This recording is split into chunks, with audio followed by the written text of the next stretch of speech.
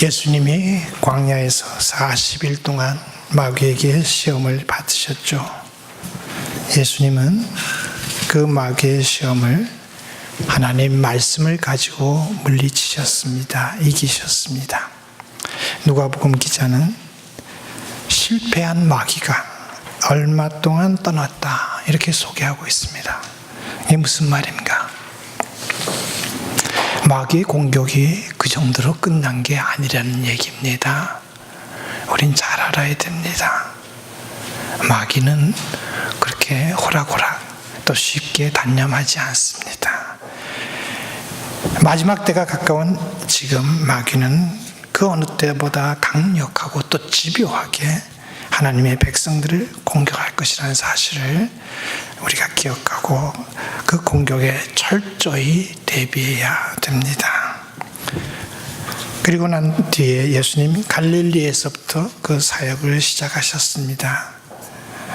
우리가 그저 갈릴리 그러면 목가적이고 좀 낭만적인 거로 생각하기 쉽지만 진짜 중요하게 말씀드리지만 변두리입니다.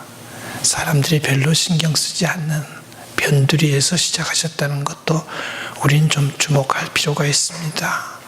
호사스럽고 번창한 그런 데가 아니다는 거. 오늘 교회가 어디에 위치해야 될지를 여기서도 우리에게 시사하는 바가 큽니다. 예수님은 성령의 능력으로 친히 갈릴리 여러 회당에서 가르치셨고 그 소문은 순식간에 사방으로 퍼져나갔죠. 무사람에게 칭송을 받으셨다.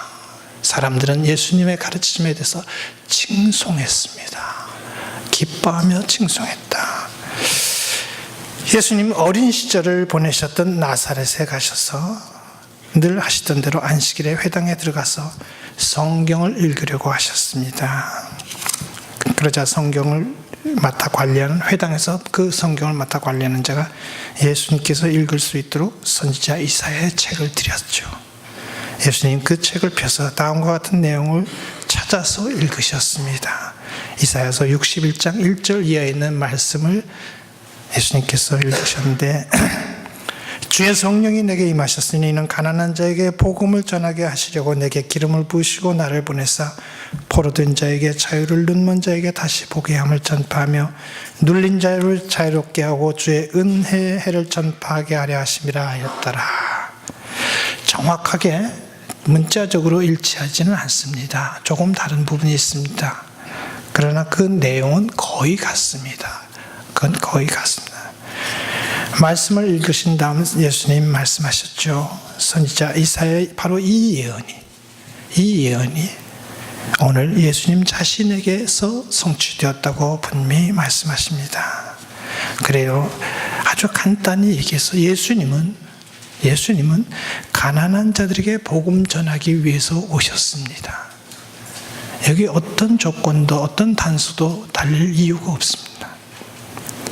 선지자 이사야가 예언한 하나님께서 기름 부으신 예수님은 가난한 자에게 복음 전하기 위해서 오셨다는 사실. 오늘 여기서 우리가 중요하게 생각할 것은 예수님이 전하신 이 복음의 대상이 과연 누구인가 하는 것입니다.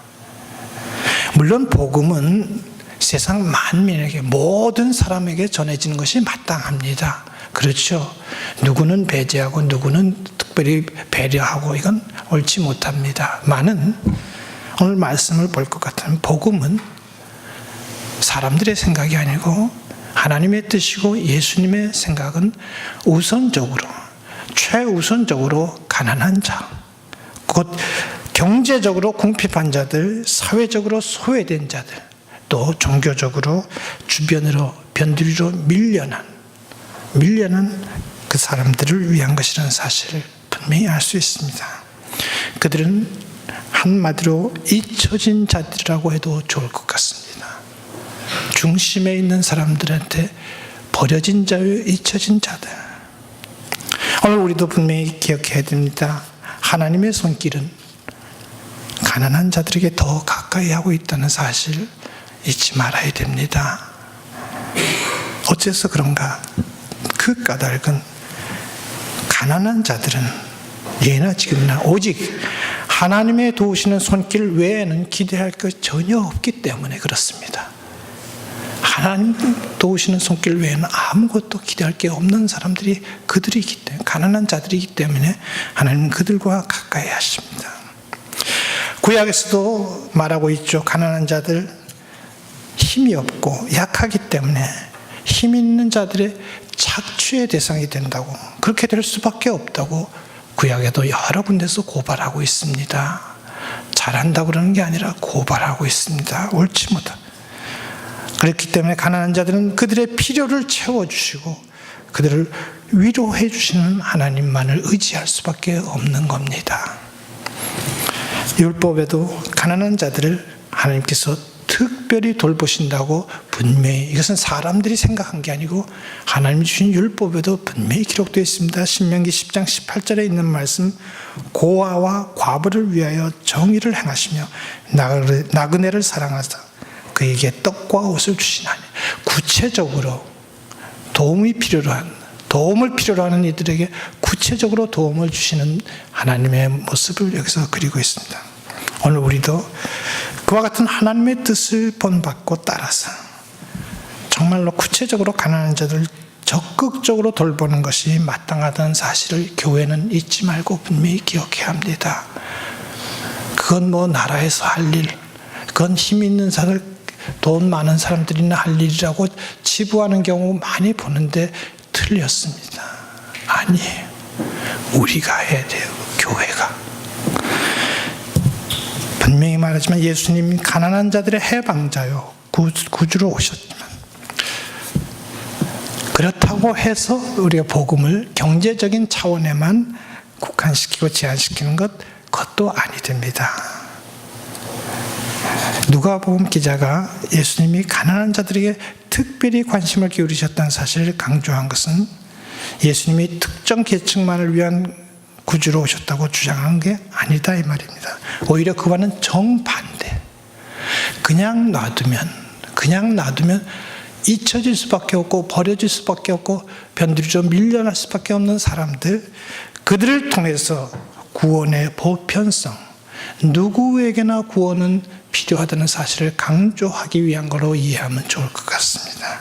다시 말해서 예수님은 신분, 계층, 민족이라는 장벽을 넘어서 이 세상 만민을 구원하시는 구주시라는 사실을 강조하고 있다 이 말입니다. 그래요. 누가복음 기자의 궁극적인 관심사는 전인적이고 보편적인 구원입니다. 그런 관점에서, 보편적인 관점에서 볼 때 사회적 약자, 소외된 자들인 가난한 자들에 관한 관심이 떠오를 수밖에 없는 거예요. 부각될 수밖에 없는 거예요. 그걸 못 본 척하고 넘어갈 수가 없다 이 말입니다. 다른 한편으로 이 구원의 영적인 차원만 강조하는 것도 우리가 좀 경계할 필요가 있습니다. 교회는 영적인 부분만을 신령한 공동체 이런 것만 강조하는 경우가 있는데, 그걸 배제하자는 얘기는 아닌데 거기에만 집중하다 보면 실수할 수 있기 때문에 말하는 거예요. 만민의 구주로 오신 예수님은 하나님 나라 복음을 전하기 위해서 오신 건 틀림없지만 결코 가난한 자들의 현실적인 필요를 외면하지 않으셨습니다. 이 사실을 우리가 분명히 알아야 됩니다. 구체적으로 그리고 실제적으로 돌보심으로써 하나님의 구원이 전인적이라는 사실을 분명히 보여주셨습니다.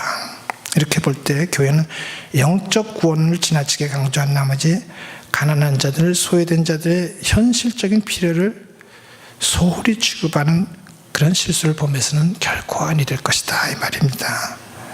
그렇기 때문에 결론적으로 간단히만 말씀드리겠습니다. 이것은 상당히 미묘한 얘기지만 지금 세계는 자본주의, 시장 경제 체제가 지배하는 듯합니다. 오늘 저와 여러분도 그 체제에 지금 순응하고 있다고 할 수도 있습니다만, 적어도 교회는, 주님의 몸된 교회는 당연시하지 말고 우리가 순응하고 있고 그냥 나도 모르게 따라가고 있는 이 체제의 문제점에 대해서 좀 씨름할 필요가 있다. 교회가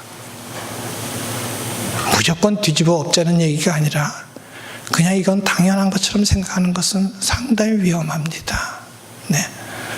오늘 교회들 그저 이렇게 따라가는 정도가 아니라 세상보다 더 앞질러 가려는 그런 교회마저도 있는 것은 참으로 부끄럽고 안타까운 일이 아닐 수 없습니다. 그건 아닙니다. 그건 아닙니다. 다시 한번 강조합니다.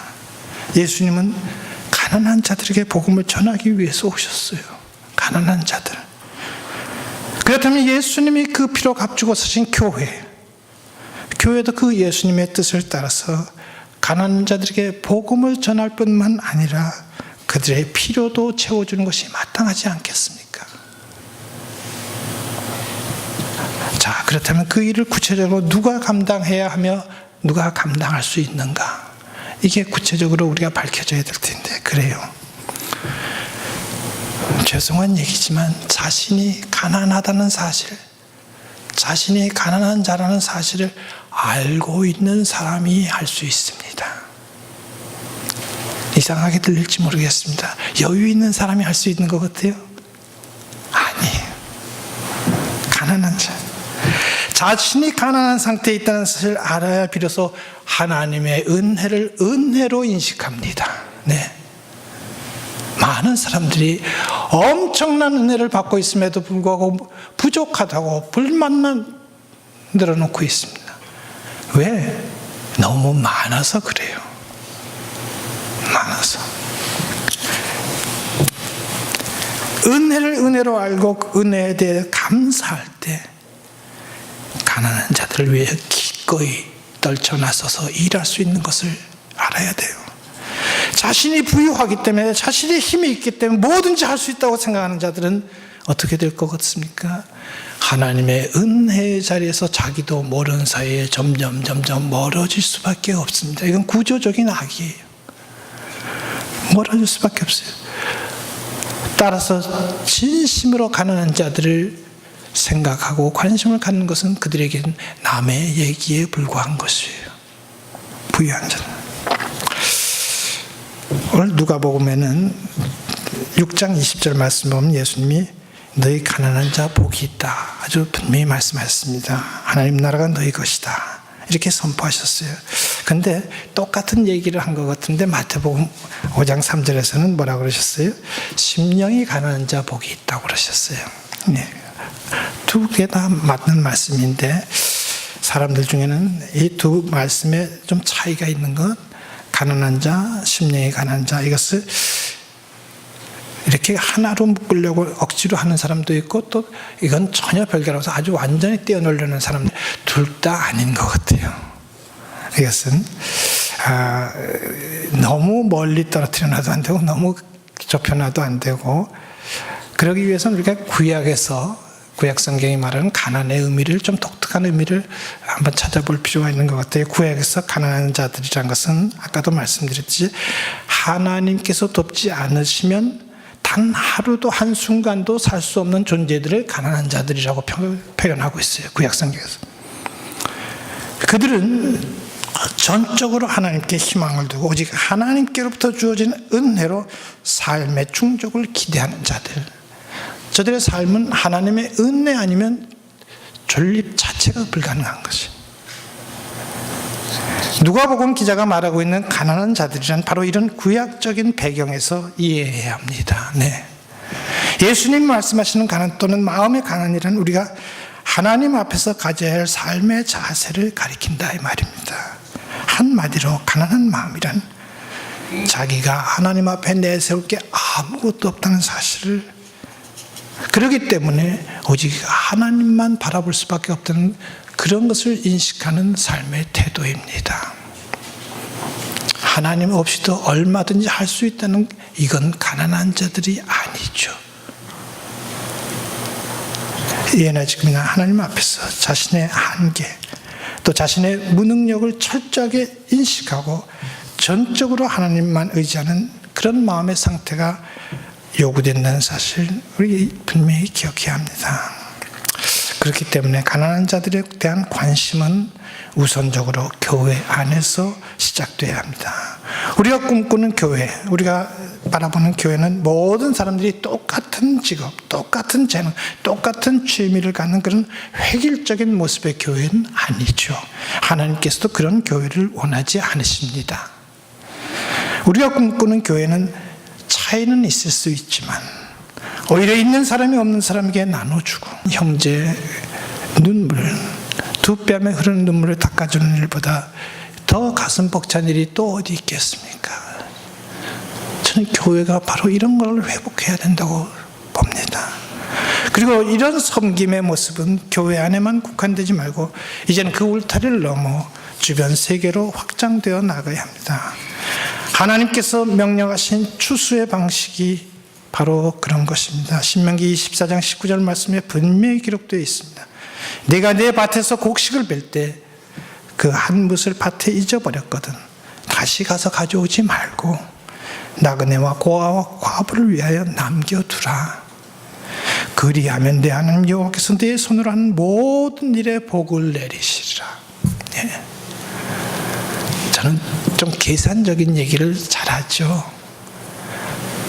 다른 건 몰라도 우리가 그토록 원하는 하나님이 주시는 풍성한 복을 받아 누리기 위해서라도 밭에 잊어버리고 온 거 찾으러 가지 말아야 됩니다.